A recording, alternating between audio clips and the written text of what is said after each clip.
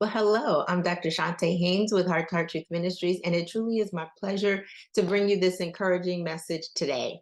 Oh, it's going to be short, sweet, to the point, but I do want to encourage your soul. So let's quickly bow, if you would. Father, in the name of Jesus, we thank you for your word. We thank you that your word inspires us, it encourages us, it pushes us, but it most of all transforms us. We thank you, Father, that you're going to give us all of what we need for this particular season that we're in. We're thanking you in advance, Father, for your word to bring life into our life so that we might live the abundant life while we're here on this earth. It's in Jesus' wonderful name that we do pray and give you thanks. Amen. Well, I'm excited about this word today. And today's message, honestly, resting in hard places. Resting in hard places. We're going to Genesis, the 18th chapter and the 14th verse. And I'm just going to read just one portion of it. It says at the very beginning, is anything too hard for the Lord? Is anything impossible for God? Now, this is the story of when Sarah had just laughed because God said that she was going to have a child. And she's like, hey, I am old. I've been barren for all this time. It comes back and says, anything too hard for God? There is going to be a specific time that I'm going to return and you shall bear a son. Is anything too hard?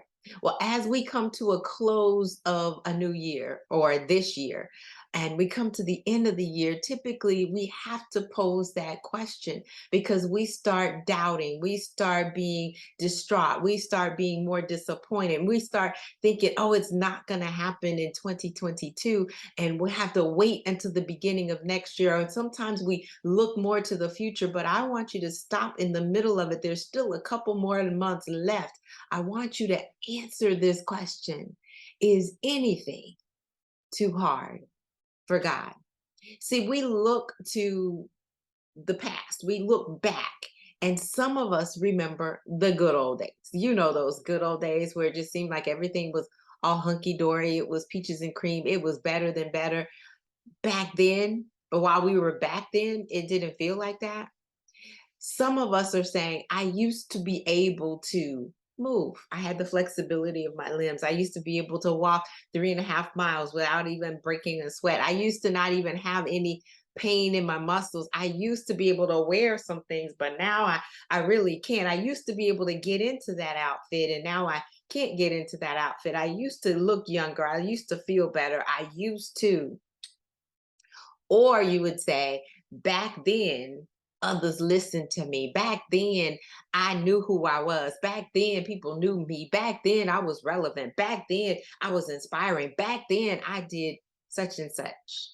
And then there's some of us that says, there was a time that I felt, a time that I felt appreciated, a time that I felt loved, a time that I felt like I was listened to or I was heard, a time that I felt like I was important in their lives, a time that I felt that life was good. See, a lot of times we look back and we look at situations that we're in and it's a hard place, but instead of wanting to face the hard place so that we can move forward, instead we want to look back and think that the past was better than it really was. Oh, ask the children of Egypt or Israel as they were coming out of Egypt. They said, hey, we want the fish that we had back in Egypt, but they forgot about the bricks that they had to make without straw. Sometimes we romanticize our past and it keeps us stuck in our present because we won't look to our future. But I came to tell you that we're going to rest in these hard places. We're going to face it so we can move forward, but we're going to rest. I came to encourage you. I came to inspire you. I came to push you. I came for you to hope again today. Why? Because, just how they would say, you would have those forget-me-nots, the flowers that you start pulling off the petal. Does he love me? He loves me not. He loves me. He loves me not. And we're like, I need to know. God, I need to know. Is there anything too hard for you? And if I believe that, God, I need to know that this hard place won't last always. I need to know that weeping may endure for a night, but joy is coming in the morning. I need to know that if I sow in tears, I'm going to reap in joy. I need to know that there's going to be a change that is coming. So the forget-me-nots, just 2 points for you today, but I want you to really allow them to resonate. I want you to ingest them. I want you to realize it so that you can rest in it. That even in a hard place, if you find yourself in a hard place today, the first thing that I want you to not forget is that there is nothing too hard for God. That's the Genesis 18:14. There is absolutely nothing too hard for God, regardless of what it looks like today, regardless of your health. Some of you want more strength. Some of you are going through some health challenges. All of this entire YouTube channel started because I was doing mercy ministry in the hospitals and COVID hit and we couldn't go into the hospitals. So, regardless of how many people are watching, regardless of your health situation, it does not mean that that is final. Whose report shall we believe?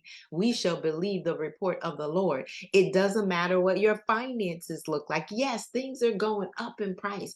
And yeah, they try to then make predictions on what the future is going to look like. Oh, the housing market is going to crash. Oh, this is going to happen. Interest rates are going to go up. Yes, they're going to come down. Oh, your 401k is going to go up. Oh, no, it's coming down. Your investments are going up. They're coming down. Regardless of what the money looks like, God is still our provider. Nothing is too hard for him. He can send a blessing through the most inopportune places. Ask Elijah, who was fed by ravens. Nobody expected a dirty bird to feed him. No matter what your health looks like, no matter what your finances look like, no matter what your family looks like, God is able to intervene and he can make changes when you wouldn't even expect it. Oh, we're going through a rough time right now. Doesn't mean that it's going to be rough always. As we say, can you stand the rain? Yes, you got married and you thought things were going to be beautiful, but there were some ups and downs along the way. And guess what? You don't have to fall prey to what culture is doing by then destroying a family. Some of them are restored, some of them are rebuilt, some of them stay together, some of them make it, and you can be that one. But even if you don't, it does not mean that your life is over and that is it for you. As long as you are still breathing, as long as you still are on this planet, as long as you have breath in your body, there's a reason to praise Him, a reason to be thankful. There's more yet to come. There's something for you to do as far as influencing and impacting for the kingdom. You're here for a purpose. There is nothing too hard for God. He can move mountains. He can he can walk on water. He can do all of that and he will do it for you too. And he's saying to you today, he's encouraging you today that no matter what it looks like, regardless, I say, your current does not have to be a predictor of your future. And your past is not better than what's ahead. Greater is coming. God can restore, God can resurrect, God can replace, and God can rebuild, and He can reconnect. So, first point, there is absolutely nothing too hard for God. The second thing that I want you to forget not is His benefits. Yes, we are in relationship. We are blessed by association. That's right. As long as we're connected with God, things are going to work out for our good and for His glory. Because what His benefits come with, the blessings that come with the association, are these benefits of grace and mercy. It's a protection and provision. It's of joy and peace. It's a prosperity. There's so much on the smorgasbord at the table waiting for you that you don't have to then say, I don't have enough or I can't get this. It's already available for you at the table. So forget not that nothing's too hard for Him, but also remember and forget not His benefits. And ultimately, that benefit is relationship with Him. You have the privilege to go before the throne of grace and ask for help in a time of need. You have the privilege to use the name of Jesus at any turn, no matter what is happening, and things are going to change because He says, at the name of Jesus, every knee is going to bow and every tongue is going to confess. Yes, weapons may form, but they will not prosper. Yes, you might go through some hard times, but harvest is yet on the way. Regardless, you got relationship. So if you're a relationship with God, then regardless of what it may look like, it is no indication of what it's going to be like. Giants still do fall. Earth still belongs to God. And if it does belong to him, and since it does belong to him, I should say, the sun can still stand still. Waters and the winds and the waves are still going to obey him. Harvest is still coming. Believe that. So be not weary. Keep doing, keep sowing, keep believing, keep hoping, keep moving forward, because God's got you. He didn't forget. Rest in those hard places. Amen. Let's bow. Father, in the name of Jesus, we do thank you. Thank you for the relationship that we have with you. Thank you for the access. Thank you for the peace that surpasses all understanding when we pour out our hearts to you so that we're not anxious or worried about our future. Help us, Lord, to not romanticize the past. Help us to face our present circumstances and move forward. Help us to no longer be stuck, no longer disillusioned or disappointed. Yes, people may have hurt us. Yes, they have offended us. Yes, all these things have started crumbling around us. But God, you are ultimately in control. You are truly sovereign. It doesn't matter who's in the White House. It doesn't matter who's in the outhouse. It does not matter who's in anybody else's house, as long as you are in our house. And for that, we're grateful. Encourage our souls today, Lord. Encourage our souls in these hard places. Remind us yet again, as we remind ourselves, that you said you would never leave us nor forsake us. You said that you would always be with us. You promised that we would be victorious, that at the end we shall see, that we can stand still and see your salvation, that we can weep in moments. But God, you tell us to wipe our tears and that you are going to bring a reward. Thank you for the hope of the future. Make us prisoners of hope again, oh God, that no matter what it looks like, no matter what it feels like, no matter who says what, we believe your report. Help us to hold on even more to our profession of faith, O Lord, in you, fixing our eyes on Jesus, the author and the finisher of our faith. We believe you, God. We declare it and we decree it, that no weapon formed against us is going to prosper, and every tongue that rises up against us in judgment shall be condemned. We decree and declare that greater is he that is in us than he that is in the world. And we walk like it, and we talk like it, and we speak like it.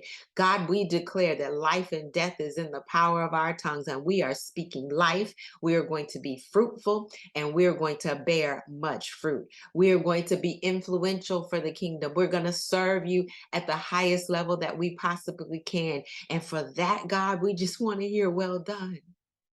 We just want to hear well done. So help us in our hard places, remove those things. Help us to pour out to you and remove the mountains or the giants that are standing in our way.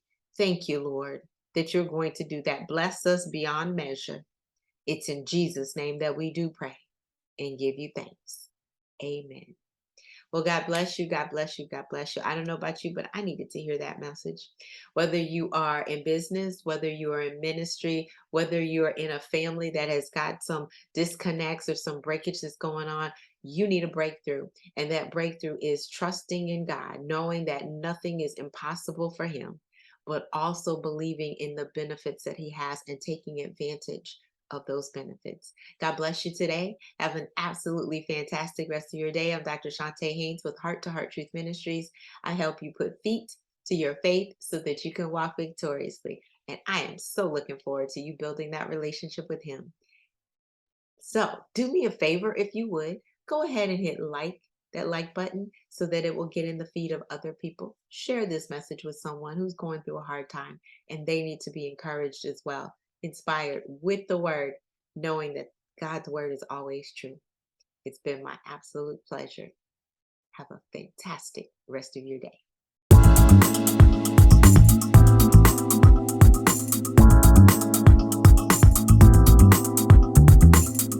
find us online at h2truth.org.